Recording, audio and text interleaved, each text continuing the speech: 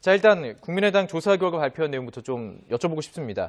예상했던 대로 이유미의 단독 범행이었다 이런 내용이었죠? 그렇죠. 그래서 결국 이제 이게 얼마나 국민들한테 설득력이 있을지 모르겠어요. 그러니까 예전에 우리가 그 전까지 국민의당이 보였던 자세와 이번에 발표 내용이 전혀 다르지 않았습니다. 그리고 이제 국민들이 의심하는 것은 꼬리 자르기 아니냐라고 하는 의심을 하고 있고, 특히 이준서 최고위원 같은 경우에는 여러 가지 연루된 정황들이 나오고 있는데 그런 부분에 있어서 전혀 개입하지 않았다고 얘기하고, 한 가지 좀 의심스러운 것은 25일 날 그 얘기가 나왔다고 지금 얘기하지 않습니까? 안철수 전 대표 같은 경우도 25일 날 얘기를 들었다고 얘기를 하고 있고, 이용주 의원으로부터. 그런데 24일 날 이준서 최고위원, 전 최고위원이 안철수 전 대표를 5분간 독대합니다. 그 독대가 무슨 의미였을까 그러면? 그 전까지는 안철수 전 대표는 모르고 있었다고 얘기하거든요. 지금 전혀 이 사실을 모르고 있었고 25일 날 얘기를 들었다고 하는데 24일 날 대체 두 사람이 만나서 무슨 얘기를 했고, 이준서 씨는 왜 안철수 전 대표를 반드시 만났어야만 했는지 하는 부분에서는 지금 설명이 안 되고 있어요. 이 부분을 설명을 해줘야 한다는 생각이 들고. 자, 의혹이 많습니다. 그중에서 이제 하나하나 좀 자세히 짚어볼 텐데요. 좀 들으면서 이야기를 나눠보면 좋을 것 같습니다. 시청자 여러분들도 더 좋을 것 같은데요. 우선 조작했다라는 그 부분에 대해서 김관영 진상조사단장이 했던 이야기, 또 이준서 전 최고위원이 했던 이야기 먼저 들어보고 이야기를 해보겠습니다.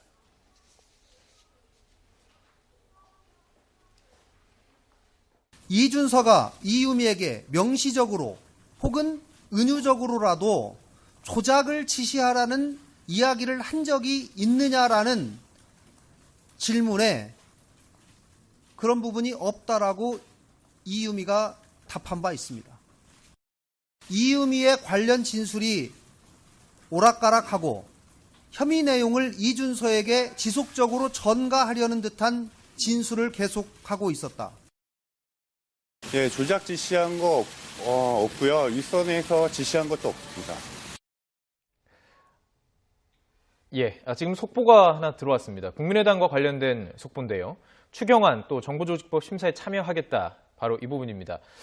지금 국회를 지금 열기로 합의를 했고요. 정부조직법에 대해서도 얘기를 했었고요. 또 추경에 대해서는 사실 합의하지 못한 부분이 있었는데 국민의당이 심사에 참여하겠다 얘기를 했고요. 또 김상곤 장관 후보자의 보고서 채택도 채택하겠다 이런 방침까지 지금 밝힌 상태입니다. 국민의당 측에서 김상곤 교육부 장관 보고서 채택 방침 의견으로 바꿨고요. 추경안에 대해서도 사실 국민의당이 계속 거부를 하고 있었는데 추경안에 대해서도 또 정부조직법에 대해서도 심사에 참여하겠다는 내용입니다. 심사에 참여하겠다는 것과 통과 여부는 좀 다른 얘기인데요. 국민의당이 지금 이 시기에 사실 지금 검찰 수사까지 앞두고 있는 이 시기에 이렇게 얘기한 것 지금 어떻게 보십니까? 국민의당이 어려운 사정을 보여주는 거라고 볼 수 있죠. 국민의당이 지금 지지율이 꼴찌가 됐습니다. 호남에서 지지율은 더 미약한 거죠. 우리가 잘 알고 있지만 국민의당이란 당은 호남을 베이스로 하고 있기 때문에 좀 이중적 지위를 가지고 있거든요. 정통 야당의 길을 걸을 수도 있지만 여당인 민주당과 이 텃밭을 같이 하고 있기 때문에 잘못하면 야 민주당 이중대 아니야 이런 비판도 들을 수도 있다는 거죠. 여당과 야당 사이에 좀 왔다 갔다 할 수밖에 없는 좀 이중적 지위에 놓여 있는데, 그런데 지금 이 파문이 터졌습니다. 국민의당 입장에서는 당의 존폐가 걸릴 정도 굉장히 위험한 시기가 아니겠습니까? 호남에서 지지도는 더 떨어지고, 그리고 문재인 대통령은 방미 성과 때문에 지지도가 더 올라갔습니다. 이 와중에서 국민의당은 민주당과 청와대와 각을 세우면서 추경 심사까지 거부하기는 굉장히 부담이었을 겁니다. 자유한국당, 제가 예전에도 말씀드렸지만 자유한국당이 야당으로서 목소리를 내매도 그것이 먹히지 않는 이유가 너나 잘하세요 이것 때문에 그렇거든요. 국민의당도 지금 똑같이 호남에서 너나 잘해서요라는 그런 비판의 직면에 있기 때문에 국민의당 입장에서는 조금은 대여 투쟁에 있어서 강도를 낮출 수밖에 없는 상황에 몰린 것 아니겠나. 그래서 지금 추경에 대해서 심사 동의하고 김상곤 후보자에 대한 보고서 채택 쪽으로 방향을 전환한 것 같습니다. 최 교수님, 지금 시기가요. 검찰 이제 소환 수사가 검찰의 소환 수사라는 것은 이제 압수수색을 끝내고 실제적인 어떤 증언을 찾기 위한 그런 방편인데, 검찰 소환 조사가 지금 예정이 된 상태에서 진상조사 발표가 있었고요. 또 지금 국민의당 차원에서 추경안 정부조직법 심사에 참여하겠다. 김상곤 장관 후보자의 보고서의 채택을 하겠다. 어떻게 보십니까? 이 시기에 대해서 좀 여쭙고 시기가 참 묘하게 어찌 보면 민주당에 또는 청와대에 뭔가 유화적인 제스처를 보이는 게 아닌가 하는 그런 의미로 보여질 가능성이 충분히 있습니다. 시기적으로 그렇다는 말씀이에요. 이게 진실이냐 아니냐는 본인들만 아시겠지만 국민들이 볼 때는 시기적으로 이 시기에 저는 태도를 보인다는 것 자체가, 왜냐하면 국민의당 같은 경우에는 김상곤 후보자에 대해서 반대하는 입장을 보이고 있었거든요. 물론 이제 추경이나 다른 부분들은 회의에 참여하겠다고 얘기를 했지만 네네. 그런 상황에서 이렇게 전격적으로 저런 발표를 하는 것 자체가 사실은 조금 국민들 보기에는 예. 왜 이 시기에 이 발표를 했을까 하는 그런 의문이 드는 부분이 있다는 부분을 분명히 말씀드리고 네네. 국민의당 아까 이제 김태현 변호사 얘기했듯이 상당히 그 호남에서 지지율이 빠지면서 현 정부, 그러니까 문재인 정부에 계속 태클을 거는 것에 대해서 상당히 부담을 갖는 부분이 있을 거예요, 분명히. 왜냐하면 호남에서는 문재인 대통령의 지지율이 다른 일반 지역보다 훨씬 더 높거든요. 예. 그리고 국민의당을 지지했던 사람이 대체적으로 민주당이나 문재인 정부를 지지하는 쪽으로 돌아섰기 때문에 예. 그 상황에서 문재인 정부가 추진하는 여러 가지 정책에 대해서 문제를 삼고 자꾸 태클을 걸면 그 자체가 본인들이 지금 그렇지 않아도 좁아진 어떤 지지율 자체가 더 내려갈 수 있는 불안감 때문에 그럴 수 있으라고 보지만 예. 한편으로는 또 이번 사태를 마무리하는 과정에 있어서 당의 존립까지도 지금 존폐 문제까지도 논란이 되고 있는 이 상황에서 네네. 당이 어쨌든 추스리고 다시 당의 정비를 할 수 있는 기회를 갖기 위해서 유화적인 제스처를 보이는 부분도 예. 상상해 볼 수 있는 부분이라고 생각이 됩니다. 예. 유화적인 제스처를 취하고 있다라고 말씀해 주셨고요. 이제 조금 논란 핵심으로 좀 들어가야 될 것 같습니다. 국민적인 지지를 받을까에 대한 의문을 제기해 주셨는데요. 그 부분이 바로 문자에 대한 부분입니다. 그것도 대선 전날 그렇죠. 이유미 씨가 밝힌 내용에 따르면 이런 내용이 들어있었어요. 이게 사실이 밝혀지면 국민의당 존립 자체가 위험한 거 아니냐.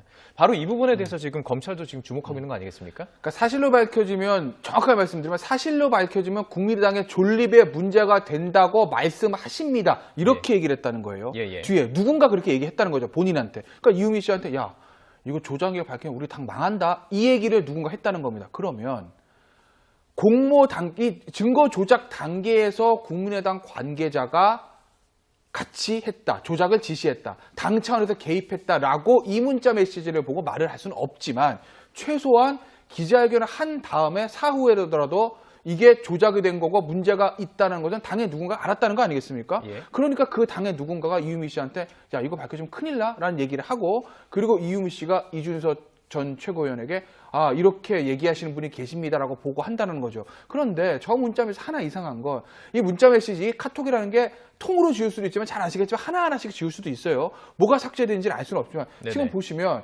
사실대로 말하면 국민의당 망한다고 누군가 말해서 아무 말도 못하게 했어요.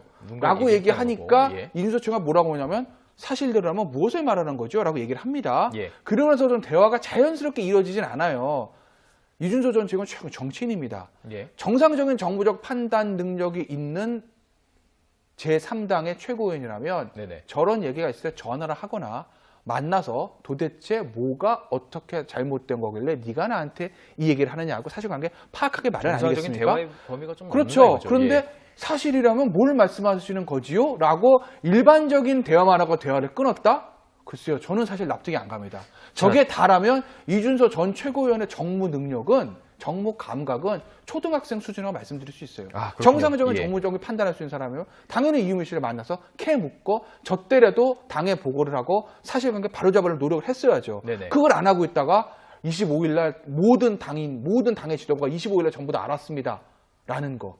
글쎄요. 거짓말이라면 나쁜 것이고 진실이라면 무능을 드러내는 거죠. 자, 그 부분 지금 이준서 전 최고위원 검찰에 출석하면서 했던 이야기가 있습니다. 직접 들어보고 한번 들어보도록 하죠. 예.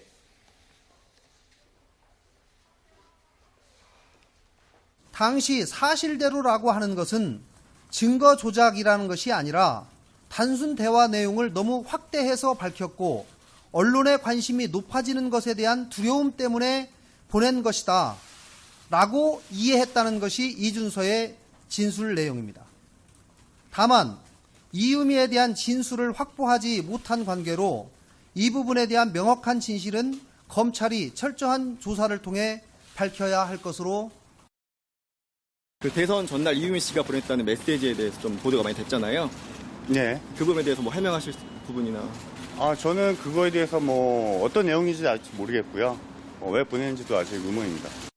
그거 갖고 저는 한 번의 의심도 하지 않았고요. 그 전에 모든 거를 다 저를 속여왔기 때문에 한 번도 의심한 적이 없었습니다. 자, 그 실제 진상조사를 했던 김관영 의원의 이야기, 또 이준서 전 최고위원의 이야기를 들어봤습니다.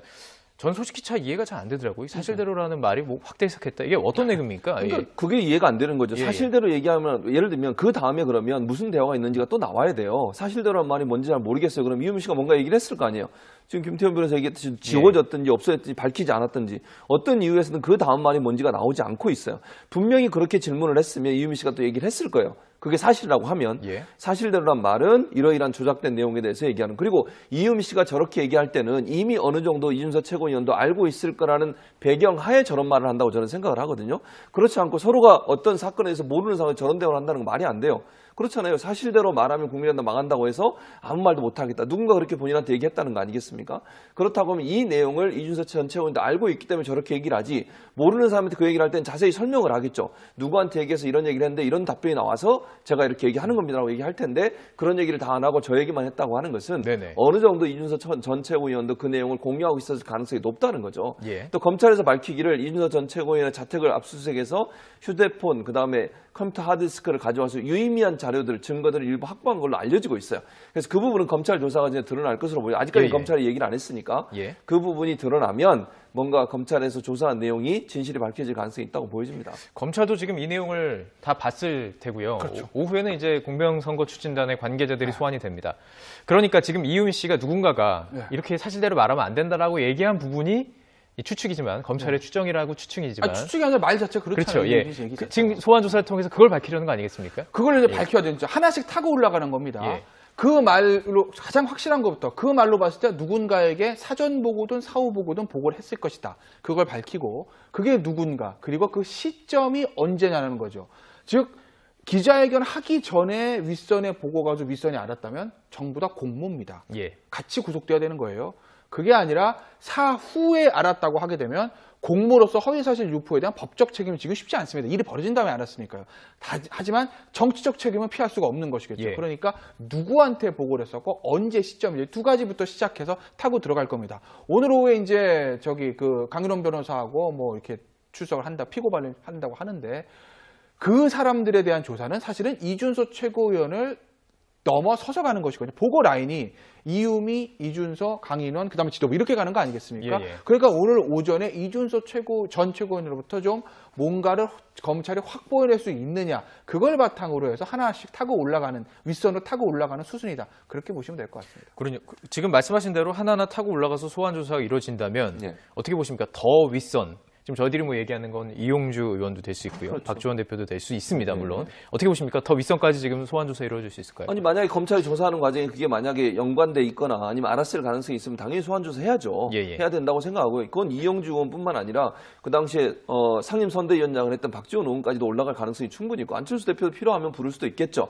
물론 그거는 이제 모든 전제 조건은 뭐냐면 연관성이 있다는 여러 가지 증거나 정황들이 있을 때 가능하다고 보고요. 그 증거들을 검찰이 얼마나 찾아내느냐의 문제라고 봐요. 지금 당장 증거도 없고 정황도 없는 상황에서 부를 수는 없는 상황이고, 검찰이 어떤 형태로든 자료나 증거들을 취합하고 그다음에 이유미 씨가 어떤 증언을 했는지가 지금 명확하게 드러나지 않아요. 검찰이 그 얘기는 안 하고 있지 않습니까? 이유미 씨가 정말 안에서 뭔가 얘기했을 가능성도 있어요.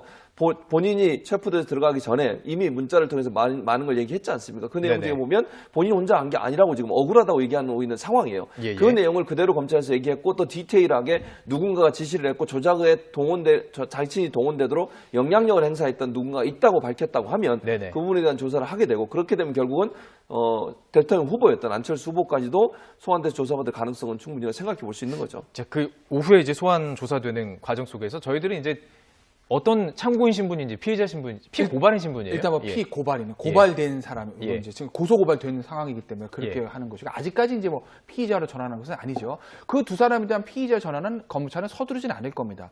일단 그 두 사람은 피의자가 된다는 얘기는 이준석 전 최고위원에 대해서 확실한 혐의를 잡았다는 것을 전제로 하는 것이거든요. 왜? 보고라인에 타고 올라가는 것이거든요. 그러니까 그 피고발인이 피의자로 전환되는지 여부, 그리고 이용주 의원, 현역 의원입니다. 사실은 부담이 있을 수밖에 없어요. 그리고 안철수 전 대표 또는 박지원 전 대표 쪽으로 수사가 확대되느냐는 것은 오늘 오전에 소환됐던 이준석 전 최고위원의 조사 결과에 달려있다고 볼 수 있습니다. 자, 만약에 그렇다면 재판에 넘겨지게 되면 이유미 씨는 어느 정도 실형을 선고받을 수 있는 것이며, 만약에 지금 지시를 한 교사범이 있다. 그러면 어느 정도까지 지금 처벌받을 수 있나요? 이유미 씨, 이게 뭐 공직선거법도 허위사실 유포가 7년 이하의 징역으로 돼 있으나 법정형은요. 그래서 검찰이 어떻게 구형할지 모르겠지만 이때까지 허위 사실을 유포한 선거 사범이 굉장히 많았습니다. 뭐 총선은 말할 것도 없고 대선에서도 많았습니다. 실제로 뭐 예전에 그 이명박 전 대통령 당선됐을 때 BBK가 때문에 허위 사실 유포했던 분들 사실 다 결국 뭐 구속돼서 만기 취소하지 않았습니까? 그 정도로 허위 사실 유포를 중하게 본다라는 거죠. 그때 아마 BBK 때 제가 알기로 허위 사실 유포를 유죄받았던 분이 징역 1년 받으셨을 거예요. 제 기억엔 그래요. 아마 이 사건은 그때 사건과 비교하면 말할 수 없이 더 큰 거죠. 그때는 야 이게 허위 사실이 아니다라고 믿을 만한 여지도 좀 있었어요. 그 피고인 입장에서. 그런데 지금은 완전히 증거를 조작한 거 아니겠습니까? 그렇기 때문에 그 당시 BBK 때라는 뭐 같은 동일선상에서 비교할 수 없을 것이고 그거에 비춰봤을 때 저는 7년 이하가 법정형이 되어 있기 때문에 최소한 3년 아무리 못 나와도 저는 징역 3년 나올 거라고 봅니다. 3년 정도 나온다. 예. 아마 역대 허위사실 유포들 중에서 가장 큰 중형이 나올 가능성은 없죠. 지금 이제 형사처벌에 대한 이야기를 좀 나눠봤고요. 이 문제는 형사처벌 외에도 사실 정치적인 책임에 대해서 의견을 뭐 물을 수밖에 없는 부분 아니겠습니까? 안철수 전 대표 또 전 대통령 후보에 대해서 책임에 대해서 말씀을 해주셨습니다. 과연 알았을까 몰랐을까 이 부분이거든요. 그렇죠. 어떻게 그러니까 이거는 조작에 개입했을 가능성이 낮다고 봐요. 저는 개인적으로 그렇게 보는데 그렇다 하더라도 만약 인지했는데도 그걸 막지 않았다고 하면 그거는 책임이 크죠. 당의 그 제3당의 대통령 후보로서 나왔던 분이 만약 이걸 알면서도 조작인 내용을 인지하고도 발표하는 걸 그냥 방관하거나 묵인했다고 하면 정치적으로 저는 더 이상 정치 활동을 할 수 없지 않나 하는 생각이 들어요. 그러니까 본인은 모른다고 했으니까 그거는 이제 앞으로 검찰 수사에서 밝혀지겠죠. 그러나 만약에 그게 사실이라고 하면요, 국민의당의 존립 자체가 상당히 위태로워질 수 있습니다. 국민들이 볼 때 어떻게 생각하겠습니까? 공당이 선거를 위해 선거의 승리를 위해서 조작을 했다. 이거는 있을 수 없는 일 아닙니까? 민주주의사에서 그런 행태를 한다고 하는 것은 이건 무슨 독재 시대도 아니고 저런 행동을 하는 것 자체가 국민들이 볼 때는요, 저 당에 대한 신뢰가 완전히 무너질 수밖에 없어요. 그렇기 때문에 물론 이제 윗선은 모르고 아래에서 이준석 최고위원 쪽에서만 했다고 해서 문제가 해결되면 그렇다 하더라도 비난은 받겠지만 그러나 당이 그 어려움은 당하겠지만 그렇다고 해서 당이 완전히 없어지거나 이럴 수 있는 것들은 좀 아닐 수 있겠지만 만약에 안철수 전 대표나 또는 박지원 전 대표가 인지하고 있었음에도 불구하고 그걸 묵인했다고 하면 제가 볼 때는 국민의당이 존립할 명분 자체가 사라지기 때문에 상당히 어려운 환경에 처할 가능성이 있다고 보여집니다. 그렇기 때문에 이준석 전 최고위원이 국민의당 자체 폭로죠. 그 전에 안철수 전 대표를 독대한 것이 많은 관심을 받았습니다. 그 부분에 대해서도 진상조사 결과 발표가 있었습니다. 이 부분 좀 자세히 들어보고 계속 이야기 나눠보도록 하겠습니다.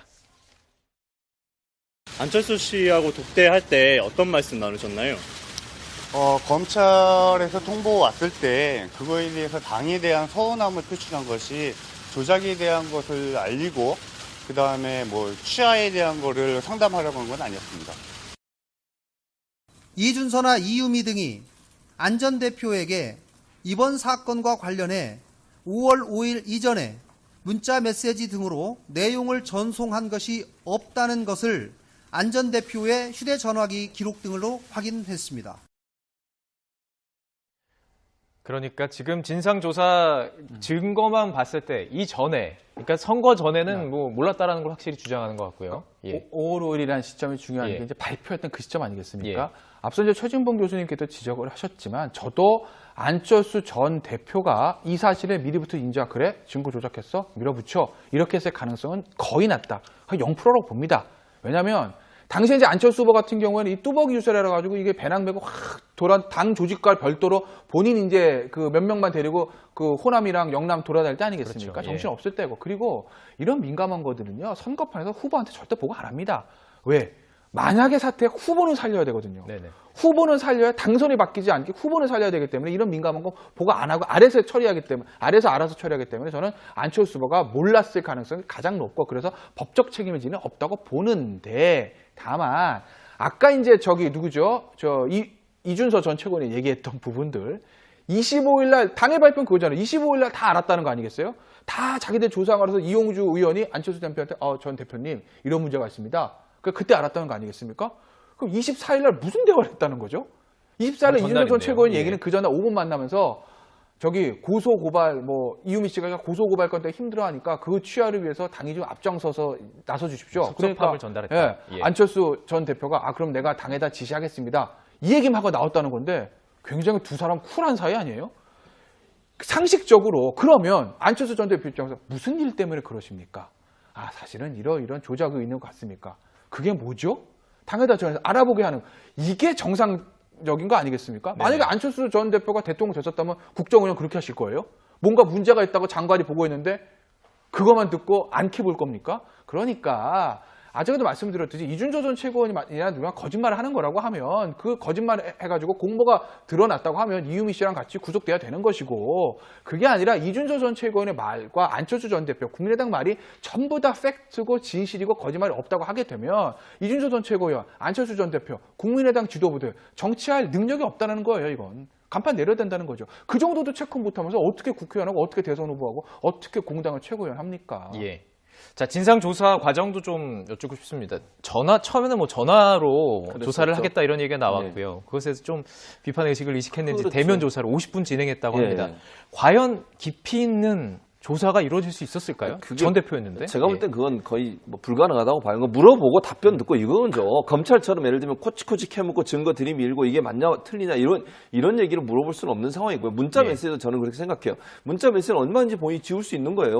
우리가 문자 메시지 갖고 있는 거 지울 수 있는 거 아닙니까? 보여주고 싶은 기록만 보여줄 수 있는 것이고요. 그래서 그 내용 문자 메시지 다 확인했다, 전화 통화기로 확인했다 이거는요 검찰이 해야죠. 지워진 것까지 복원해서 봐야 되는 거 아닙니까? 뭐 지웠는지 안 지웠는지 제가 모르겠습니다만 그래서 그냥 이건 물론 열심히 조사는 했겠지만 안철수 전 대표 앉혀놓고 조사하는 과정에 정해진 질문하고 답변 듣고 이 과정만 했을 거예요. 그렇다고 하면 안철수 전 대표 입장에서 본인이 이 사건과 연관이 없다고 하는 부분을 소명하는데 시간을 다 썼을 가능성이 있고 당에서는 당 진상조사위원회에서는 그걸 그대로 받아들였을 거예요. 거기에 대해서 무슨 더 깊이 있게 조사할 수 있는 수사 권한도 없고요. 또 자료들도 사실은 제가 볼 때 그렇게 많지 않다고 봐요. 결국은 증언만 듣고 그 증언을 정리해서 발표한 수준이라고 보기 때문에 저 내용과 검찰의 내용은 다를 수 있다. 예. 당 진상조사위원회는 단순히 그 연관된 사람들 만나서 13명이라고 얘기했는데 그분들 만나서 의견 듣고 그분들이 주장하는 주장을 쭉 정리해서 보고서를 만든 것이지 저게 검찰이 조사한 내용은 전혀 다를 거라고 저는 생각해요. 왜냐하면 검찰은 여러 가지 지워진 것도 복원하고 여러 가지 뭐 포렌식을 통해서 증거들을 많이 축적했을 가능성이 있고 그 증거를 가지고 물어보기 때문에 제가 볼 때는 검찰 수사 내용을 봐야 진실이 밝혀질 것 같습니다. 자, 그리고 안철수 전 대표와 이유미 씨 문자 내용이 있어요. 지금 밝혀진 내용이. 뭐 거의 뭐 너무 힘들다라는 내용을 지금 문자를 보냈다는 거 아니겠습니까? 그러니까 안철수 전 대표 측 얘기는 그게 무슨 말인지 잘 몰랐다는 거 아니겠습니까? 근데 왜 안 물어보죠? 그게 저는 궁금하다는 거예요. 그냥 당원이 아닙니다. 후보하고 1대1로 전화 통화를 하고 문자 메시지를 할 수 있는 당원들은 많지 않아요. 이유미 씨 같은 경우에 제자였고 안철수 전 대표 직계 라인에 봐도 무방한 사람이거든요. 그러니까 아마 이유미 씨가 가져오는 거에다 당에서도 믿었을 가능성은 있을 거예요. 그랬던 이유미 씨라는 사람이 저 너무 힘듭니다. 전 대표님. 이거 어떻게 하면 좋을까요? 라고 문자를 보냈을 때 정말 몰랐다고 하면 이거 뭐지? 당신 뭐야? 라고 물으면 확인하고 대책을 세우고 이게 정치인의 자세 아니겠습니까? 근데 그걸 나는 그때 무슨 말인지 잘 몰라가지고 그냥 넘어갔다? 글쎄요. 안철수 전 대표가 이게 이 말이 정말 진실인지 아닌지는 뭐 좀 이제 차후에 밝혀지겠지만 이 말이 다 이 문자에서 고소를 취해달라는 거 그 부분에 대해서 좀 그럼요. 뭐 때문에 그런데 뭐가 문제여서 고소를 당한 건데 그리고 그게 왜 당신이 떳떳하면 문제 없잖아. 왜 이걸 걱정하는 건데? 라고 캐 묻고 진상을 파악하는 게 맞는 건데 그 문자 메시지를 뭔지 이해하지 못했다. 그 이해력으로 이때까지 의정할 때 어떻게 하셨는지 저는 묻지 않을 수가 없습니다.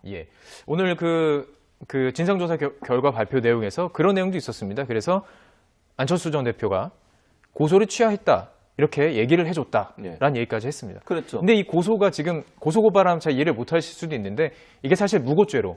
그러니까 이제 문준용 씨의 취업 특혜에 대해서 이것을 문제를 제기했으니까 민주당 쪽에서 이거는 무고죄다라고 고소한 내용 아니겠습니까? 그렇죠. 이걸 취하달라는 거 아니겠어요? 그렇죠. 그렇다면 분명히 아주 핵심 사항 아니겠습니까? 그렇죠. 그러니까 당연히 이건 알 수밖에 없어요. 고소 취하의 얘기를 했을 때는 이유미 씨가 저렇게 얘기하고 또 저는 그 이준석 전 최고위원이 안철수 전 대표를 만났을 때 이 얘기를 분명히 했을 거라고 저는 생각을 해요. 거기서는 뭐 안 했다고 얘기하고 뭐 그냥 고소 취하 문제만 얘기했다고 하는데 고소 취하 얘기하면 그게 무슨 내용인지를 또 얘기할 거 아닙니까? 그냥 아무 얘기도 안 하고 고소를 취하해달라 말이 안 되는 거 아니에요? 무슨 어떤 사건과 연관돼 있는 고소를 취하해달라고 얘기를 했을 것이고 그것이 이유미 씨와 관련된 거라는 걸 분명히 알았을 거예요. 그러면 더 깊이 있는 얘기를 했을 가능성이 있고 조작된 얘기도 그때 나왔을 가능성이 저는 있다고 봅니다. 물론 국민의당은 그전까지는 몰랐다고 얘기해요. 25일 알았다고 얘기하고 있고 안철수 전 대표도 25일 날 들었다고 얘기를 하고 있는데 제가 볼 때 이준석 전 최고위원이 안철수 전 대표를 만났을 때도 이미 알고 있었을 가능성이 있다. 예. 그렇지 않고서는 그렇게 급하게 안철수 전 대표를 만나서 5분간 독대, 5분 했는지 뭔지 모르겠지만 네네. 독대할 만한 그런 이유가 없어요. 저분이 그렇게 안철수 전 대표가 사람을 자주 만나는 것도 아닌데 저렇게 해서 만나게 네. 될 때는 뭔가 중요한 사안이었을 가능성이 있다고 보여지고 이미 그 전에 인지했을 가능성은 충분히 우리가 상상해 볼 수 있다고 봅니다. 국민의당의 진상조사 결과 발표 내용, 어쨌든 이제 검찰 수사를 통해서 밝혀질 거고 있고요. 어쨌든 지금 해명된 내용에 따르면 안철수 전 대표는 그 증거로 뭐 통화 내용이라 이런 것들을 볼 때 전혀 그 전에 알았던 증거 정황이 없다는 걸 밝혔으니까요. 그 부분 다시 한번 말씀을 드리고요. 자, 이런 가운데 국민의당 내부에서요. 이유미 씨의 단독 범행이 아닐 수 있을 것이다. 국민의당 안에서의 이야기입니다. 바로 황교안 국민의당 의원의 이야기인데요. 이 라디오 인터뷰에서 나온 내용입니다. 함께 한번 들어보시고 이야기를 계속해 보겠습니다. 제가 만날 때 국민의당 의원님도 안 합니다. 만나면 걱정들 하시고 이 문제를 얼마나 어떻게 잘 대처하느냐, 뭐 대처의 방법이 있을는지 모르겠는데 그거에 따라서 잘못하면 또다시 한 번 더 죽는 일이 있을 수도 있습니다. 민심은 우리가 발표를 해도 만약에 전혀 그걸 수용할 만한 그런 상태가 아니다 할 때는 뭔가 다시 한번 좀 더 정밀한 조사가 더 필요할 수도 있고 그리고 검찰 조사라는 이제 가장 신뢰할 수 있는 그런 기관이 있기 때문에 기관의 수사가 남아 있기 때문에 꼭 우리가 먼저 우리의 입장을 선제적으로 제시할 필요가 있겠나. 예. 어떤 내용인가요? 저 부분이에요. 저 황교안 의원의 저는 저 진단이 맞다고 봐요. 저거는 물론 국민의당 내부에서 사실 국민의당이 40석인데 계파가 굉장히 복잡합니다. 안철수계, 호남계, 호남에서도 뭐 동교동계부터 해서 각 계파 굉장히 복잡한 계파입니다. 그러니까 본인의 뭐 정치적인 이해관계에 따라 발언의 수위라든지 방향이 다를 수는 있는데 그런 걸 차치한다 하더라도 황교안 의원의 저 발언이 저는 저 얘기가 맞다. 국민의당의 지도부가 굉장히 좀 뼈아프게 들어야 될 얘기라는 거죠. 왜냐? 아까 최진봉 교수도 언급하셨듯이 이거 그냥 전화 왔더니 불러다가 무슨 얘기입니까? 나 이거야. 아, 예. 이렇게 되는 거지. 강하게 뭐 체포를 한다든지 압수수색 한다든지 디지털 포렌식 할 수 있는 게 아니거든요. 만약에 검찰에서 수사 결과가 나왔는데 국민의당의 오늘 발표 내용과 다른 게 나왔을 때 그때 국민의당 그걸 어떻게 감당할 수 있겠습니까? 그러니까 오늘 이 수사 결과 발표, 이 조사 결과 발표는 검찰의 이준서 전 최고위원을 비롯한 국민의당의 어떤 지도부의 준수안을 앞두고 좀 성급하게 노는 측면이 있다. 예. 그러니까 저걸 어차피 본인도 하면서 이렇게 해서 진실을 밝힐 수 없다는 거 알지 않았겠습니까? 예. 그렇다고 보면 나름대로 저 조사에서 우리가 뭐 대면해보고 전화해봤더니요. 아니라는데요. 가할 게 아니라 검찰의 수사를 우리는 최대한 협조하겠다. 검찰의 수사 결과 현역 의원이 만약에 연루된 게 밝혀지면 현역 의원에 대한 체포동의 협조하겠다. 예. 그리고 당의 지도부가 밝혀진 게 드러나면 당 해체를 비롯한 모든 대책을 강구하겠다라고 얘기를 하면서 철저하게 로키로 가는 것이 맞았다는 거죠. 네네. 굳이 지금 이걸 내놔서 마지막에 검찰 수사와 다른 수사 결과가 나왔을 때 여기에 대해서 좀 또 책임을 질 그런 일을 왜 했는지 저는 의문입니다. 예. 검찰 수사를 앞두고 있기 때문에 어느 정도 자신이 있었기 때문에 이런 진상조사 결과를 발표하지 않았을까요? 그거보다 아무래도 이제 그 여론이 너무 빗발치니까 예. 자기들 입장에서는 뭔가 해야 되겠다는 생각을 한 것 같아요. 근데 예. 지금 저도 동의하는 게 저렇게 우리가 상상한 그 이상이 아무것도 나오지 않았지 않습니까? 네. 그러니까 뭔가 우리가 얘기하는 거, 그동안 얘기했던 거 위에 아무것도 나오지 않는 상태에서 저걸 발표하는 건 별로 그렇게 좋은 게 아니에요. 왜냐면 검찰 조사에서 만약에 저 내용과 다른 내용이 나오면요. 지금 그럼 진상조사위원회가 뭘 했냐고 또 공격을 받을 것이고 결국 면죄부를 주려는 하나의 행동이 아니었냐 하는 그런 비난을 받을 수밖에 없어서 예. 저도 동의하는 게 결국은 본인들이 어떻게 만약에 검찰 조사가 어떤 경우가 나오면 어떻게 하겠다고 하는 것을 밝혔던 게 더 나았고 사과하는 게 더 나았죠. 그래야 국민들이 볼 때는 정말 국민의당이 뭔가 변하려는 의도를 갖고 있구나. 또 진상조사에 적극적으로 협조하는 의도를 갖고 있구나 하는 모습을 네네. 보여줬던 것이 혹시 더 나았지. 지금처럼 저렇게 맹탕 아무것도 알맹이 없는 저런 발표를 하는 것은 별로 그다지 좋은 효과를 가져올 거라고 보지 않습니다. 자, 아무래도 벼랑 끝 위기에 몰려 있다. 국민의당에 대해서 이런 평가가 나오고 있는데요. 지금 지방선거를 앞두고 여러 움직임이 지금 감지되고 있습니다. 이 내용은 차현주 앵커가 좀 정리를 해드렸는데요. 국민의당 향후 어떤 움직임이 있는지 살펴보도록 하겠습니다. 제보 조작 사건으로 국민의당이 바닥부터 흔들리고 있습니다. 특히 당의 텃밭이자 지지 기반인 호남의 동요가 심합니다. 탈당한 지방의회 의원이 나왔고 일부 지자체장은 거취를 고민하겠다고 했습니다. 지난달 28일에 탈당한 전남 장흥군의회 김화자 의원의 탈당계입니다. 탈당 사유에는 일신상의 이유로 국민의당을 탈당함이라고 썼지만 더 정확한 이유는 최근 국민의당 상황을 보면서 실망했기 때문이라고 밝혔습니다. 국민의당 소속 박홍률 목포시장도 국민의당에 실망했다, 정치적인 진로를 고민하겠다라고 말하고 신중하게 더 많은 걸 고민하겠다고 덧붙였습니다. 이런 탈당 움직임에 대해 정두원 전 새누리당 의원은 이번 사건이 오히려 국민의당 의원들이 안철수 전 대표로부터 자유로울 수 있는 명분이 생긴 거라고 평가했습니다. 다음 이제 국회의원 선거 때 이제 굉장히 어렵게 지금 생각되잖아요. 예. 재선이. 예. 그러니까 뭔가 지금 뭐 이 상태로는 안 되겠다 하고 있을 때 이런 일이 생겼으니까 굉장히 반가운 사람들은 굉장히 많죠. 어쨌든 이 명분이 생기는 거였죠, 점점. 그러니까 이제 더 솔직히 얘기하면 예. 안철수로부터 자유로울 수 있는 명분이 생기는 거죠. 박지원 전 대표는 서둘러 진화에 나섰습니다. 페이스북에 박홍률 목포시장의 말은 그저 원론적인 이야기일 뿐 탈당을 의미하는 게 아니라며 확대 해석을 하지 말아달라고 당부했습니다. 하지만 이런 당의 노력에도 불구하고 국민의당 지지율 수직 하락했습니다. 한국갤럽의 6월 5주차 여론조사 결과인데 국민의당의 지지율은 5%로 창당 이래 최저치로 내려앉았습니다. 추이를 볼까요? 국민의당 지지율 한 주 전보다 2%포인트 하락했습니다. 이에 따라 야당 순위도 바뀌었습니다. 주요 5개 정당 중 가장 낮은 순위를 기록했습니다. 이렇게 지지율도 정체에 들어가면서 당내 세력 한 축을 잃었던 안철수계에 작지 않은 타격은 불가피해 보입니다. 그러면서 다음 달로 예정된 전당대회를 앞두고 당의 중심축이 완전히 호남계로 넘어갈 거라는 분석도 나오고 있습니다. 네, 오늘 정유라 씨, 최순실 씨의 딸 정유라 씨에 대해서 5번째 검찰 소환 조사를 받는데요. 조금 전에 검찰에 소환됐습니다. 자, 조금 전 상황인데요. 지금 벤에서 내려서 또 급하게 뛰어 들어가는 모습입니다. 검찰이 이 조사 결과를 바탕으로 3번째 구속영장을 청구할지가 큰 관심을 받고 있습니다. 오늘 조사에서는 이른바 말세탁과 관련해서 많은 조사가 이루어질 것으로 보입니다.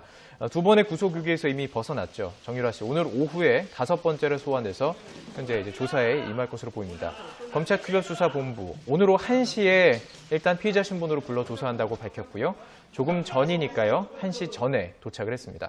검찰은 정 씨가 최순실 씨 모녀에 대한 지원 과정을 은폐하기 위해서 삼성이 처음 제공한 명말을 다른 말 3마리로 바꾼 이른바 말세탁 과정에 가담했다는 혐의를 집중 추궁할 예정입니다. 또 이화여대 입시 학사 비리, 업무방해 혐의도 들여다볼 예정인데요. 아무래도 관심사항은 다시 영장을 청구할지 이 부분입니다. 네, 현장 연결해서 살펴봤습니다. 조금 전에 상황 살펴봤습니다. 아무래도 뭐 짧게 여쭤보면 또 영장 청구하기는 힘들겠죠. 어떻게 생각하세요? 쉽지 않을 거예요. 2번이 이제 기각이 됐었고. 말세탁 얘기인데 말세탁에 대한 부분이 아마 제가 알기로는 2번째 영장 청구 전부터 이미 어느 정도 조사가 된 것으로 알고 있거든요. 그렇기 때문에 글쎄요, 뭐 새로운 것도 확실하게 나오지 않아서 아마 3번째 영장이라는 강수를 두기는 검찰이 좀 부담일 겁니다. 예, 알겠습니다. 자, 이제 국민의당 얘기 조금 더 해보도록 하겠습니다. 박주선 아무래도 지금 비대위원장의 머리가 복잡할 것 같습니다. 현재 복잡하죠. 지금 어떻게든 이 떨어진 조금 전에 살펴본 그 지지율 또 앞으로 지방선거를 앞두고 여러 움직임들이 감지되고 있을 텐데요. 우선 이 박주선 비대위원장의 그 이야기를 한번 들어보고 안철수 전 대표에 대한 생각을 한번 들어보고 이야기를 좀 해보도록 하겠습니다. 박주선 비대위원장의 이야기 한번 들어보시죠. 엄청난 생각지 못한 사고를 당해가지고 당시 우리 당의 후보였던 안철수 후보 입장에서도 여러 가지 생각이 있을 겁니다. 그런데 그것은 법적인 책임 문제에 대해서는 본인이 신경을 정리하지 않을까. 그래서 특정한 날짜에 아마 입장을 발표하지 않을까 이렇게 하고 있는데 저희들이 뭐 해라 마라 하기는 좀 어려운 사안이 아닌가. 자, 이렇게 얘기하면서도 뭐 또 이제 이게 정치적인 보복이라면 가만히 있지 않겠다라고 나서고 있습니다. 어떤 그렇죠. 전략일까요? 왜냐하면 지금 상황에서 명확한 증거가 나오지 않는 이상은 안철수 전 대표를 보호하겠다는 말인 거죠. 그래야 사실은 국민의당이 계속 갈 수 있는 부분이 있고요. 안철수 전 대표가 만약에 이제 어떤 이유로든 뭐 혹시나 처벌을 받게 되면 그럴 가능성은 낮다고 봅니다만, 그렇게 되면 국민의당이 정말 더 큰 타격을 받을 수밖에 없죠. 대통령 후보를 했던 분이 그런 처벌을 받게 된다고 하면, 만약에 그렇다면 국민의당이 정말 존립이 어려울 수 있습니다. 그런 차원에서 본다고 하면 정확한 증거가 나오지 않는 이상은 보호할 거라고 봐요, 저는. 그렇지 않고서는 국민의당의 존립 자체가, 국민의당을 만든 사람이 안철수 전 대표 아니겠습니까? 그런 상황에서 안철수 전 대표가 갖고 있는 어떤 이미지가 있기 때문에 국민의당이 보호하려는 의도를 갖고 있다고 보고, 다만 이제 박지원 비대위원장 말은 그런 의미가 있는 것 같아요. 어떤 형태로는 안철수 전 대표가 일정 부분 의견을 표명해 주는 것이 도움이 될 수 있다라고 하는 뉘앙스를 좀 제가 볼 때는 읽히는 것 같아요. 그러니까 뭐 그걸 하라 마라 얘기할 수는 없지만 적절한 시기에 할 것으로 본다라고 하는 것은 뭔가 안철수 전 대표가 얘기를 해주는 것이 이 문제에 어느 정도 이 문제가 수습해 가는데 도움이 될 것이라고 보는 것 같고요. 그것을 우회적으로 좀 이렇게 재현하는 게 아닌가 하는 그런 느낌을 좀 오늘 아까 얘기하는 부분에 좀 봤다고 볼 수 있겠습니다. 어느 정도 안철수 전 대표의 등판이 이 상황을 좀 수습하는 데 도움이 되지 않을까, 이런 속내인 것 같은데 언제쯤이라고 보십니까? 글쎄요. 지금의 안철수 전 대표의 흐름으로 봤을 때 검찰 수사 결과가 발표될 때까지는 계속 침묵을 지킬 것 같습니다. 왜냐하면 이미 타이밍을 놓친 것이죠. 만약에 물론 안철수 전 대표로 고민이 있습니다. 현역 의원이라면 배지를 내려놓으면 될 텐데 배지를 내려놓을 수도 없고, 지금 할 수 있는 것이 탈당 또는 정계 은퇴 선언. 작으면 탈당, 크면 정계 은퇴 선언, 두 개 중에 하나일 거예요. 그런데 이걸 하려고 했으면 이 파문이 처음에 터졌을 때 나는 몰랐다. 하지만 어쨌든 내 측근들이 벌인 일이기 때문에 이유여라 말로 하고 내가 당의 부담을 주지 않겠다, 탈당하겠다. 또는 정계 은퇴하겠다. 이렇게 했어야 되는 건데 타이밍 놓쳤습니다. 그리고 국민의당은 지금 진상조사 결과 발표해서 안철수 전 대표 아무것도 몰랐습니다. 발표해버렸어요. 검찰 수사 시작됐습니다. 지금 이 타이밍에서 안철수 전 대표는 타이밍 물러설 수는 없죠. 검찰 수사 지켜봐야 되는 거죠. 아마 검찰 수사 지켜보가 나올 때까지는 안철수 전 대표는 계속 침묵 모드로 일관하고 있을 것 같은데, 어쨌든 국민의당의 부담은 점점 더 커지게 되는 거죠. 이게 누군가는 인적 쇄신을 통해서 사람이 책임을 져줘야 하는데 그게 안 되고 있거든요, 지금. 자, 이 사건을 놓고 이제 그럼 전국에서 어떤 이야기들이 오고 가고 또 어떻게 될 것인지 좀 이야기를 해보고 싶습니다. 민주당과 국민의당이 정면 충돌하는 분위기입니다. 추미애 당대표 또 박주선 비대위원장의 이야기인데 한번 그 목소리 들어보시고 이야기해 보시죠. 결국 박지원 상임 선대위원장으로 향하는 의혹의 시선을 차단하겠다는 의도가 너무 뻔했습니다. 이번 사건에 대해 당시 안철수 후보와 박지원 상임 선대위원장 두 분의 침묵은 짧으면 짧을수록 좋을 것입니다. 한 분은 대선 후보였고 한 분은 경륜이 높은 정치 구단이라 알려진 분 아니겠습니까? 집권 여당은 때를 기다렸다는 듯이 국민의당 죽이기에 나서고 청와대는 협치의 길 대신 독주 길을 행하고 있습니다. 불난집에 부채질하고 기름을 붓는 민주당의 비정상적 행위 묵과하지 않겠습니다. 인위적 정계 개편을 위해서 국민의당 파괴 공작을 계속하고 정치 보복 칼춤을 춘다면 사직생의 각오로 맞설 것임을 분명히 밝힙니다. 사직생의 각오로 맞설 것임을 분명히 밝혔는데요. 어쨌든 지금 이 전국에서 40석을 갖고 있는 국민의당 상당히 중요한 역할을 하고 있지 않습니까? 그렇죠. 그런데 오늘 조금 전에 저희가 속보로 전해드린 대로 추경안 심사 참여하겠다. 어떻게 보십니까? 조금 유화 제스처를 취한 유화적 거군요. 제스처를 보인다고 봐요, 저는. 그렇게 보고 또 한 가지는 뭐 두 가지 이유가 있죠. 첫째는 아까도 말씀드린 여론의 흐름 자체가 그렇게 할 수밖에 없는 상황이 됐고 또 이런 유화적 제스처가 사실은 민주당이나 청와대에 어떤 화해의 메시지를 던지는 부분도 있습니다. 그래서 결국 이제 어쨌든 국민의당이 문제가 있는 부분에서 문재인 정부가 그걸 덮고 가지는 않을 거예요. 저는 그렇게 보지 않고요. 어쨌든 검찰 조사에서 문제가 있는 부분이 있다면 그 부분은 철저히 파헤쳐서 처벌하겠지만 국민의당이 그것 때문에 존립의 자체까지도 위협을 당하는 일을 조금 피하고 싶은 부분이 있는 것 같고 그런 부분에서 일단 검찰이든 청와대든 이런 부분에게 좀 유화적인 제스처를 보여줄 필요가 있다고 생각이 들고요. 오늘 그렇지 않아도 이제 우원식 원내대표가 또 오늘 그 발표를 듣고 나서 얘기한 거 있지 않습니까? 그 얘기를 보면 추미애 대표보다는 조금 유하게 얘기했어요. 그러니까 추미애 대표는 공격을 막 하잖아요. 그런데 원내대표 같은 경우에는 오늘 발표 듣고 국민이 신뢰할 수 있을지 의문이다. 이 정도로 얘기했고요. 검찰 조사에서 정확히 다 밝혀질 것이다. 네네. 이렇게 얘기했어요. 그리고 국민의당이 철저히 협조해달라 이 얘기했어요. 이건 원론적으로 누구나 할 수 있는 얘기예요. 네. 그러니까 공격의 포인트가 아니라 이제는 뭔가 적극적으로 검찰의 조사에 응해서 진실을 파헤쳐달라. 네. 이건 당연히 해야 될 말이고요. 그런 차원에서 본다고 하면 민주당도 일정 부분 기류가 좀 바뀔 가능성이 있다. 예. 그래서 국민의당을 대상으로 해서 공격하는 것보다는 철저히 진상을 규명하고 책임 있는 사람에 대한 처벌은 주장할 수 있지만 국민의당 네네. 전체에 대한 공격으로는 조금 피하는 양상을 보이고 있지 않나는 생각이 듭니다. 예. 우원식 원내대표도 김동철 원내대표 친하잖아요. 뭐 그렇죠. 이야기를 좀 하지 않을까 싶기도 합니다. 예. 자, 이제 좀 다른 이야기 해보겠습니다. 오늘 자유한국당 전당대회가 있었고요. 예상한 대로 홍준표 전 경남지사 선출이 되어 있습니다. 그런데 얼굴 이렇게 표정이 밝아 보이지가 않던데요. 그러게요. 뭐 관심을 못 받아서 그런가요? 사실 이게 제1야당 전당대회라고 보기에는 너무나 사실 흥행에 실패하지 않았습니까? 뭐 문재인 대통령의 방미 얘기도 있었고 그다음에 국민의당 파문도 있었으니까 뭐 막판에 와서는 뉴스 자체가 묻힌 감도 없지 않아 있지만 초기부터 시작해서 너무나 사실은 흥행몰이에 관심이 없었다는 거죠. 그러니까 홍준표 신임 대표의 당선은 무관심 속에 누구나 예상할 수 있었던 당연한 결과다.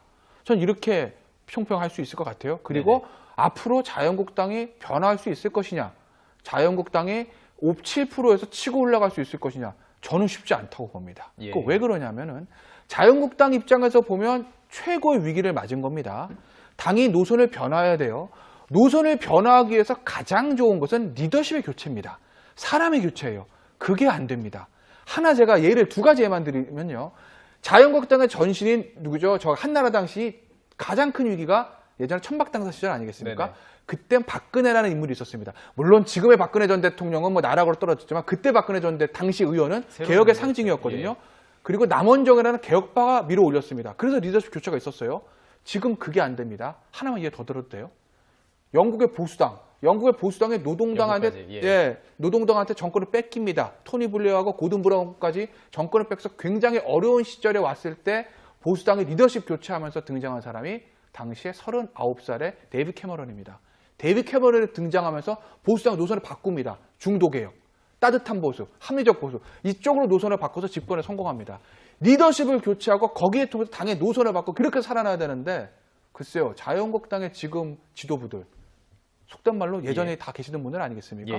과연 리더십 교체가 없는 상태에서 당이 얼마만큼 변하고 성공할 수 있어요? 저는 굉장히 회의적인 생각이 듭니다. 전당대회 과정도 좀 여쭤보고 싶습니다. 오늘 뭐 이원 생중계로 이렇게 감자밭에서 감자도 캐는 모습들도 저희 보여드리긴 했는데 가장 중요한 것은 말씀해 주신 대로 정말 그 노선의 변화 아니겠습니까? 오늘 최고위원 중에 류여해 여성복 최고위원이긴 하지만 선출이 됐습니다. 그 순위도 굉장히 높았고요. 그렇죠. 그런데 그동안 사실 행보가 뭐 사실 상당히 뭐 파격적이었던 거 아니겠습니까? 그러니까요. 근데 저는 그렇게 생각해요. 왜 이제 뭐 모르겠어요. 그분을 지지해서 뽑은 사람들이 어떤 생각을 하고 뽑으셨는지 모르겠지만, 그러니까 대중성은 있다고 봐요. 그분이 갖고 있는 대중성은 있는데 그걸 보고 뽑아서는 안 되는 거 아니에요? 물론 제가 뭐 유해 최고위원이 당선된 걸 뭐 그건 제가 논평하고 싶지 않은데 어쨌든 그 최고위원이 정말 아까 얘기했듯이 당의 쇄신이라든지 아니면 새로운 면모를 보여줄 수 있는 능력이 있냐 없냐를 검증해야 될 텐데 단순히 그냥 홍준표 지금 신임 대표와 함께 강경한 목소리, 그 다음에 뭐 좌파 척결 이런 아주 그 지금 현재 맞지 않는 그런 얘기들, 이런 얘기들을 강하게 뱉는 분을 최고위원으로 뽑았다고 하는 것이 약간 좀 이해는 안 돼요, 사실은. 왜냐하면 지금의 자유한국당이 어떤 국민의 신뢰를 얻으려면 예전의 모습으로 가서는 안 되는 거거든요. 얼마 정말 보수의 가치를 새로 만들어야 되는 것이고, 보수가 단순히 어떤 좌파 척결이니 빨갱이니 이런 노선 투쟁을 해가지고 될 수 있는 상황이 아니에요, 지금은. 뭔가 선명하게 보수적인 이미지라든지 아니면 보수가 갖고 있는 정책적인 어떤 대안이라든지 이런 부분들을 정확하게 내세워야 될 텐데, 유해 씨 같은 경우에 그런 부분이 부족한 상황에서 그냥 대중적 인기, 맨발로 뛰고 태극기 흔들고 좌파 척결 외치고 이러면서 결국은 지지를 받아냈다고 하는 것이 좀 씁쓸하고요. 이제는 자유한국당이 어쨌든 그분들이 이제 진영이 꾸려졌으니 정말 보수가 진정으로 원하는 가치가 뭔지를 정책적으로 보여줄 수 있는 능력을 검증해야 되지 대중성 가지고 싸우는 것은 한계가 있다고 봅니다, 저는. 자, 이제 전당대회 마무리되고 지도부가 교체가 됐습니다. 홍준표 이제 신임 당대표가 전에 페이스북에 남겼던 글이 전 기억이 납니다. 이제 현재 문재인 정부를 얘기하면서 뭐 아주 험난한 길을 가야 될 것이다. 관계 설정 어떻게 할까요? 대야 강경 투쟁으로 가겠죠. 어쨌든 그 옳고 그름을 떠나서 홍준표 신임 대표가 한 얘기가 좌파 척결, 주사파 정권 얘기하는 거 아니겠습니까? 협력한다는 얘기는 아니죠. 강한 투쟁의 길로 갈 건데 그렇게 투쟁의 길로 해서 얻을 수 있는 표의 맥시멈은 어딜까요? 제가 봤을 때 맥시멈은 홍준표 신임 대표가 대선 때 얻었던 23%, 거기가 맥시멈입니다. 그런 대야 투쟁 방식으로서는요. 그런데 23%로 선거 못 이깁니다. 제1야당으로서 다음 총선, 다음 대선에서 승리할 기반을 마련하기 위해서 최소 35에서 40%까지 흩어진 보수층을 모을 수 있는 그 지지도까지 가야 되는데 그런 지금의 노선으로서는 23% 거기가 맥시입니다. 그렇기 때문에 저는 글쎄 홍준표 대표의 노선이 성공할지에 대해서는 저는 개인적으로 회의적 생각을 가지고 있습니다. 저는 또 관심인 부분이 바른정당과의 관계 설정입니다. 지금 이혜훈 당대표, 신임 당대표, 홍준표 당대표. 사실 그 언론 인터뷰에서도 상당히 많이 맞붙었고요. 바른정당 그 전당대회 과정에서는 홍준표 후보를 굉장히 비판하면서 그렇죠. 이렇게 진행이 됐기 때문에 어떻게 보십니까? 이 두 당의 관계. 사실은 이제 보수의 적통을 누가 있느냐의 경쟁이 될 수밖에 없어요. 그러니까 국민들이 그걸 판단할 거라고 봅니다. 즉 특히 이제 보수적 성향을 갖고 있는 유권자들께서 또는 시민들, 국민들이 누가 정말 보수를 대변할 수 있는 바른 생각과 정책을 갖고 있는 정당이냐를 보게 될 것이고요. 그건 결국 대중성이 아니라 이제는 아까도 말씀드린 정책적인 대안으로 가야 된다고 저는 생각을 하고 이제는 아까 대여 투쟁도 김태현 변호사 얘기했듯이 무슨 색깔론 가지고 싸우는 시대가 아니에요. 지금은 뭔가 새로운 대안, 그리고 정부나 문재인 정부가 추진하는 여러 정책에 무슨 잘못된 부분이 있다면 그거에 대해서 논리적으로 대항해서 대안을 제시하고 그래서 국민적인 지지를 얻어내는 게 필요할 텐데 그런 부분을 누가 더 잘하느냐가 결국은 보수의 적통을 잇는 정당으로 부상할 가능성이 있다고 보여집니다. 하나만 말씀드리면요. 양 신임 대표가 약점들이 있어요. 그걸 누가 얼마나 메꿀 수 있냐는 거예요. 그러니까 홍준표 대표 같은 경우에 확장성의 약점을 얘기하거든요. 그걸 얼마나 메꿀 수 있냐는 것이고 이혜원 대표 같은 경우에는 확장성은 있으나 당내 단합과 통합에 좀 부족하다는 이미지가 있었던 건 사실입니다. 그것을 본인이 얼마나 메꿔낼 수 있느냐. 어떤 대표가 본인의 약점을 잘 메꿀 수 있느냐에 따라서 어느 정도 승패, 기초는 좀 갈리지 않을까 싶습니다. 네, 오늘 여기까지 지금 밝힌 상태입니다. 국민의당 측에서 김상곤 교육부 장관 보고서 채택 방침 의견으로 바꿨고요. 추경안에 대해서도 사실 국민의당이 계속 거부를 하고 있었는데 추경안에 대해서도 또 정부조직법에 대해서도 심사에 참여하겠다는 내용입니다. 심사에 참여하겠다는 것과 통과 여부는 좀 다른 얘기인데요. 국민의당이 지금 이 시기에 사실 지금 검찰 수사까지 앞두고 있는 이 시기에 이렇게 얘기한 것 지금 어떻게 보십니까? 국민의당이 어려운 사정을 보여주는 거라고 볼 수 있죠. 국민의당이 지금 지지율이 꼴찌가 됐습니다. 호남에서 지지율은 더 미약한 거죠. 우리가 잘 알고 있지만 국민의당이란 당은 호남을 베이스로 하고 있기 때문에 이중적 지위를 가지고 있거든요. 정통 야당의 길을 걸을 수도 있지만 여당인 민주당과 이 텃밭을 같이 하고 있기 때문에 잘못하면 야 민주당 이중대 아니야 이런 비판도 들을 수도 있다는 거죠. 여당과 야당 사이에 좀 왔다 갔다 할 수밖에 없는 좀 이중적 지위에 놓여 있는데 그런데 지금 이 파문이 터졌습니다. 국민의당 입장에서는 당의 존폐가 걸릴 정도 굉장히 위험한 시기가 아니겠습니까? 호남에서 지지도는 더 떨어지고 그리고 문재인 대통령은 방미 성과 때문에 지지도가 더 올라갔습니다. 이 와중에서 국민의당은 민주당과 청와대와 각을 세우면서 추경 심사까지 거부하기는 굉장히 부담이었을 겁니다. 자유한국당, 제가 예전에도 말씀드렸지만 자유한국당이 야당으로서 목소리를 내매도 그것이 먹히지 않는 이유가 너나 잘하세요. 이것 때문에 그렇거든요. 국민의당도 지금 똑같이 호남에서 너나 잘하세요라는 그런 비판의 직면에 있기 때문에 국민의당 입장에서는 조금은 대여 투쟁에 있어서 강도를 낮출 수밖에 없는 상황에 몰린 것 아니겠나. 그래서 지금 추경에 대해서 심사 동의하고 김상곤 후보자에 대한 보고서 채택 쪽으로 방향을 전환한 것 같습니다. 최 교수님, 지금 시기가요. 검찰 이제 소환 수사가 검찰의 소환 수사라는 것은 이제 압수수색을 끝내고 실제적인 어떤 증언을 찾기 위한 그런 방편인데 검찰 소환 조사가 지금 예정이 된 상태에서 진상조사 발표가 있었고요. 또 지금 국민의당 차원에서 추경안, 정부조직법 심사에 참여하겠다. 김상곤 장관 후보자의 보고서의 채택을 하겠다. 어떻게 보십니까? 이 시기에 대해서 좀 여쭙고 시기가 참 묘하게 어찌 보면 민주당에 또는 청와대에 뭔가 유화적인 제스처를 보이는 게 아닌가 하는 그런 의미로 보여질 가능성이 충분히 있습니다. 시기적으로 그렇다는 말씀이에요. 이게 진실이냐 아니냐는 본인들만 아시겠지만 국민들이 볼 때는 시기적으로 이 시기에 저런 태도로 보인다는 것 자체가 왜냐하면 국민의당 같은 경우에는 김상곤 후보자에 대해서 반대하는 입장을 보이고 있었거든요. 물론 이제 추경이나 다른 부분들은 회의에 참여하기를 합니다. 그러면서 좀 대화가 자연스럽게 이루어지진 않아요. 이준석 전 지금 정치인입니다.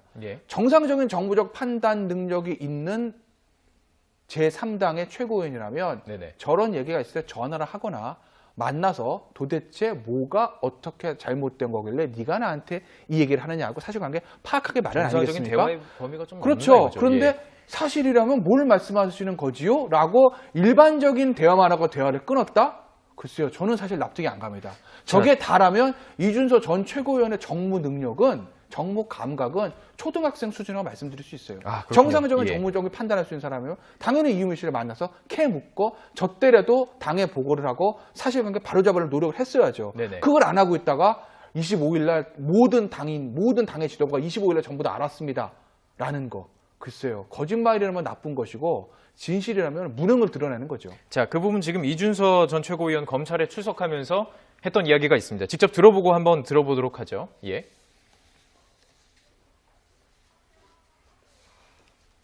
당시 사실대로라고 하는 것은 증거 조작이라는 것이 아니라 단순 대화 내용을 너무 확대해서 밝혔고 언론의 관심이 높아지는 것에 대한 두려움 때문에 보낸 것이다 라고 이해했다는 것이 이준서의 진술 내용입니다. 다만 이유미에 대한 진술을 확보하지 못한 관계로 이 부분에 대한 명확한 진실은 검찰이 철저한 조사를 통해 밝혀야 할 것으로 그 대선 전날 이유미 씨가 보냈다는 메시지에 대해서 좀 보도가 많이 됐잖아요.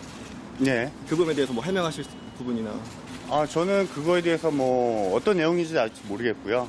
왜 보냈는지도 아직 의문입니다.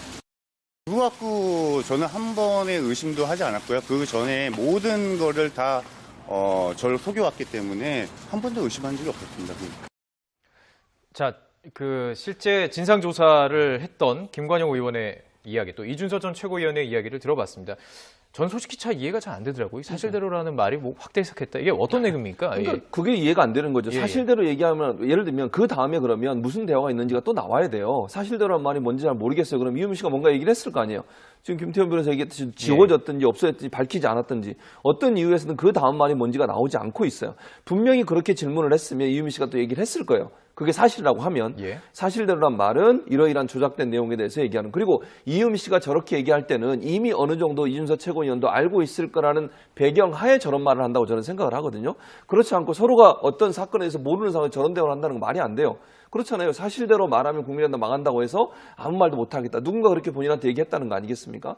그렇다고 하면 이 내용을 이준서 전 최고위원도 알고 있기 때문에 저렇게 얘기를 하지, 모르는 사람한테 그 얘기를 할 때는 자세히 설명을 하겠죠. 누구한테 얘기해서 이런 얘기를 했는데 이런 답변이 나와서 제가 이렇게 얘기하는 겁니다라고 얘기할 텐데 그런 얘기를 다 안 하고 저 얘기만 했다고 하는 것은 어느 정도 이준서 전 최고위원도 그 내용을 공유하고 있었을 가능성이 높다는 거죠. 또 검찰에서 밝히기를 이준서 전 최고위원의 자택을 압수수색해서 휴대폰, 그다음에 컴퓨터 하드디스크를 가져와서 유의미한 자료들, 증거들을 일부 확보한 걸로 알려지고 있어요. 그래서 그 부분은 검찰 조사가 이제 드러날 것으로 보여요. 아직까지 검찰이 얘기를 안 했으니까 그 부분이 드러나면 뭔가 검찰에서 조사한 내용이 진실이 밝혀질 가능성이 있다고 보여집니다. 검찰도 지금 이 내용을 다 봤을 테고요. 그렇죠. 오후에는 이제 공명선거 추진단의 관계자들이 소환이 됩니다.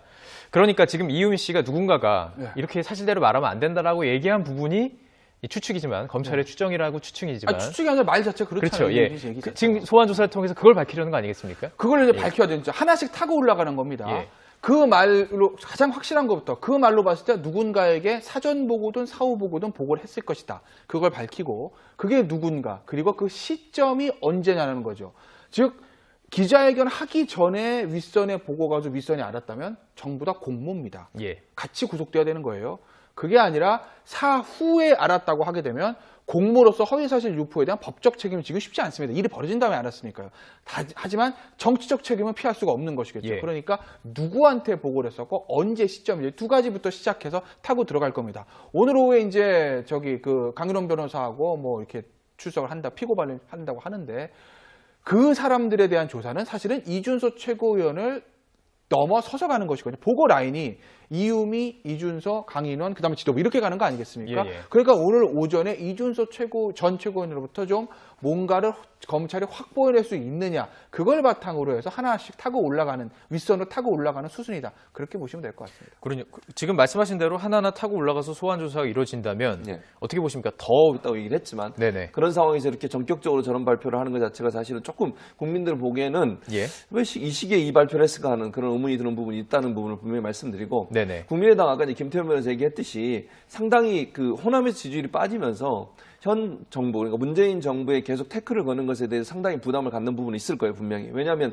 호남에서는 문재인 대통령의 지지율이 다른 일반 지역보다 훨씬 더 높거든요. 그리고 국민의당을 지지했던 사람이 대체적으로 민주당이나 문재인 정부를 지지하는 쪽으로 돌아섰기 때문에 그 상황에서 문재인 정부가 하는 추진하는 여러 가지 정책에 대해서 문제를 삼고 자꾸 태클을 걸면 그 자체가 본인들이 지금 그렇지 않아도 좁아진 어떤 지지율 자체가 더 내려갈 수 있는 불안감 때문에 그럴 수 있으라고 보지만 한편으로는 또 이번 사태를 마무리하는 과정에 있어서 당의 존립까지도 지금 존폐 문제까지도 논란이 되고 있는 이 상황에서 당이 어쨌든 추스리고 다시 당의 정비를 할 수 있는 기회를 갖기 위해서 유화적인 제스처를 보이는 부분도 상상해 볼 수 있는 부분이라고 생각이 됩니다. 유화적인 제스처를 취하고 있다라고 말씀해 주셨고요. 이제 조금 논란 핵심으로 좀 들어가야 될 것 같습니다. 국민적인 지지를 받을까에 대한 의문을 제기해 주셨는데요. 그 부분이 바로 문자에 대한 부분입니다. 그것도 대선 전날 이유미 씨가 밝힌 내용에 따르면 이런 내용이 들어있었어요. 이게 사실이 밝혀지면 국민의당 존립 자체가 위험한 거 아니냐. 바로 이 부분에 대해서 지금 검찰도 지금 주목하고 있는 거 아니겠습니까? 그러니까 사실로 밝혀지면, 정확하게 말씀드리면 사실로 밝혀지면 국민의당의 존립에 문제가 된다고 말씀하십니다. 이렇게 얘기를 했다는 거예요. 뒤에 누군가 그렇게 얘기했다는 거죠. 본인한테. 그러니까 이유미 씨한테 야, 이거 조장기가 밝히면 우리 당 망한다. 이 얘기를 누군가 했다는 겁니다. 그러면 이 증거 조작 단계에서 국민의당 관계자가 같이 했다, 조작을 지시했다, 당 차원에서 개입했다라고 이 문자 메시지를 보고 말을 할 수는 없지만 최소한 기자회견을 한 다음에 사후에라도 이게 조작이 된 거고 문제가 있다는 것은 당의 누군가 알았다는 거 아니겠습니까? 그러니까 그 당의 누군가가 이유미 씨한테 야, 이거 밝혀지면 큰일 나 라는 얘기를 하고, 그리고 이유미 씨가 이준서 전 최고위원에게 아, 이렇게 얘기하시는 분이 계십니다라고 보고한다는 거죠. 그런데 저 문자 메시지 하나 이상한 건, 이 문자 메시지 카톡이라는 게 통으로 지울 수도 있지만 잘 아시겠지만 하나하나씩 지울 수도 있어요. 뭐가 삭제된지는 알 수는 없지만 지금 보시면 사실대로 말하면 국민의당 망한다고 누군가 말해서 아무 말도 못하게 했어요. 라고 얘기하니까 이준석 총리가 뭐라고 하냐면 사실대로라면 무엇을 말하는 거죠? 라고 자, 일단 국민의당 조사 결과 발표한 내용부터 좀 여쭤보고 싶습니다. 예상했던 대로 이유미의 단독 범행이었다, 이런 내용이었죠? 그렇죠. 그래서 결국 이제 이게 얼마나 국민들한테 설득력이 있을지 모르겠어요. 그러니까 예전에 우리가 그전까지 국민의당이 보였던 자세와 이번에 발표 내용이 전혀 다르지 않았습니다. 그리고 이제 국민들이 의심하는 것은 꼬리 자르기 아니냐라고 하는 의심을 하고 있고, 특히 이준석 최고위원 같은 경우에는 여러 가지 연루된 정황들이 나오고 있는데 그런 부분에 있어서 전혀 개입하지 않았다고 얘기하고, 한 가지 좀 의심스러운 것은 25일 날 그 얘기가 나왔다고 지금 얘기하지 않습니까? 안철수 전 대표 같은 경우도 25일 날 얘기를 들었다고 얘기를 하고 있고, 이용주 의원으로부터. 그런데 24일 날 이준석 전 최고위원이 안철수 전 대표를 5분간 독대합니다. 그 독대가 무슨 의미였을까 그러면? 그 전까지는 안철수 전 대표는 모르고 있었다고 얘기하거든요. 지금 전혀 이 사실을 모르고 있었고 25일 날 얘기를 들었다고 하는데 24일 날 대체 두 사람이 만나서 무슨 얘기를 했고, 이준석 씨는 왜 안철수 전 대표를 반드시 만났어야만 했는지 하는 부분에서는 지금 설명이 안 되고 있어요. 이 부분을 설명을 해줘야 한다는 생각이 들고. 자, 의혹이 많습니다. 그중에서 이제 하나하나 좀 자세히 짚어볼 텐데요. 좀 들으면서 이야기를 나눠보면 좋을 것 같습니다. 시청자 여러분들도 더 좋을 것 같은데요. 우선 조작했다라는 그 부분에 대해서 김관영 진상조사단장이 했던 이야기, 또 이준석 전 최고위원이 했던 이야기, 먼저 들어보고 이야기를 해보겠습니다.